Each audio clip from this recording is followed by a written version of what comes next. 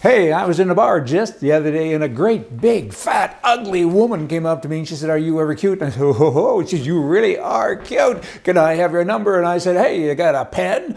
"I have a pen." I said, "Well, you better get back in it because soon the farmer will miss you." 6 stitches and 3 bruises. But I got to tell you, it was okay. And now we're moving on to Canada. The Conservative Party of Canada, they're always doing this. All they do is talk about the other guy. Tell me what you're going to do. My dad told me this when I was a little kid. If you ever work for Pepsi-Cola, tell the world how great Pepsi is. Don't tell them how bad Coca-Cola is all of the time. And that's all the Conservatives in Canada continue to do. 2 pages here that I printed off in the most recent email. Again, in response to our growing concern about our crisis at the border. The Liberals aren't doing this. Firearms bill. Liberals aren't doing this. We know that already. Tell us what you're going to do. 2 pages of nonsense. Condemn, condemn, condemn. Hey, talk, talk, talk. Why don't you talk? Tell us what you're going to do. Let's have term limits. Let's do a lot of great things in the country. Oh, but you always do what everybody says they're going to do. We're going to reduce your taxes and give you more free stuff. That ain't possible. In the old days, I would have said, no, I won't go there. Hey, but it's a cute story. I'll share it with you some other day. These people make me crazy. And then there's the prime mistake, of course, on the other side. In Canada, I'm still in Canada. Stick with me. He's always apologizing to everybody, particularly everything's in the past. He never talks about the future. Particularly, he doesn't talk about the present, other than he's going to a gay pride parade and somebody needs to go to the bathroom, but I don't know what bathroom you got to go to. You know what? Either he doesn't have enough to do or he doesn't know how to do it. One or the other. Do your job. I mean, you shouldn't have time to talk about stuff like that when you're in charge of a country, right? There's a zillion kind of employees. You need to go out and see what's going on. Instead, he's focused on a couple of items. He's continuing to talk about them all the time. It is just bad. Now we're really swinging. Keep sticking with me. Hey, I know stuff. I mean, I'm now talking about South Africa. My youngest son was just there recently. He went over and did he represented Canada for the World Triathlon and did very well. I'm very proud of him. Now, talking about the news in South Africa, Black First, Land First is the name of a revolutionary socialist political party in South Africa that you know what, you can't even distinguish it from a communist party.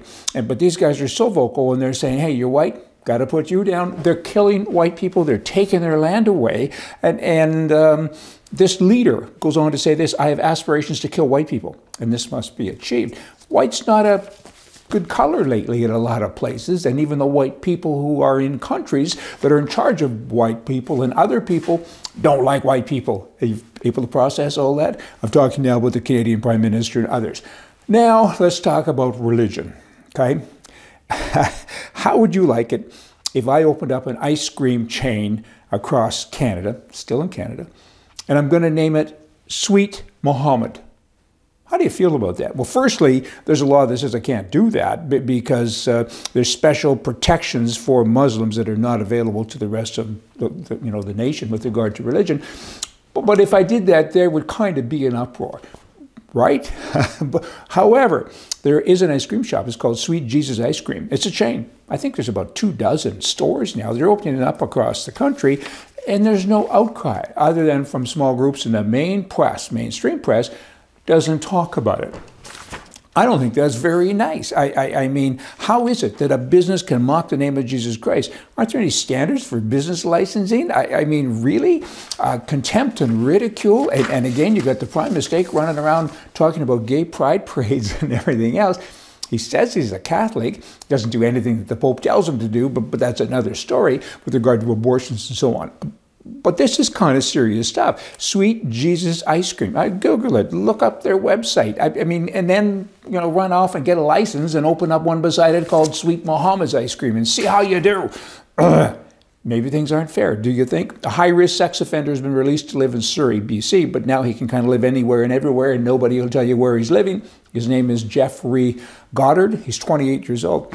He has posed in the past as a police officer, a firefighter, and so on, and he lures children on the internet, and he has a history, a long history of doing this stuff, right? And officials won't say where he's living. As I've said, his release conditions include that he have no communication with anyone under 18, he doesn't go by schools and so on, but he has failed to comply with probation several times in the past. So where am I going with that? Well, let me tell you, it is said that a child molester averages 100 children in his thing. I don't get all the verbiage there because my skin is crawling as I'm talking, right? And they hardly serve time at all. And the public isn't warned about them. They can't be fixed. And there's not a big outcry because we're all kind of frightened of the topic, right? Ooh, geez, it's not very nice. I want to start a public cry about this. It should be capital punishment. People like this young man that I'm talking about, the 28-year-old, he should never see his 30th birthday for sure. I mean, they should all be put down. It's kind of like a dog. Picture a mad dog, and he's foaming at the mouth, and you put him in a pen. Are you going to leave him there for the rest of his life? He can't be cured. Or should you do him a service and everyone else in the block in case he ever escapes? And boom. Of course you should. Capital punishment. All of you people in Canada, particularly Canada, I'm still talking about that because in the US they have capital punishment. They don't deal with child molesters as well as they should with the Catholic churches and so on. But it needs to be dealt with. These are bad people. They do bad things. They wreck thousands and thousands of lives.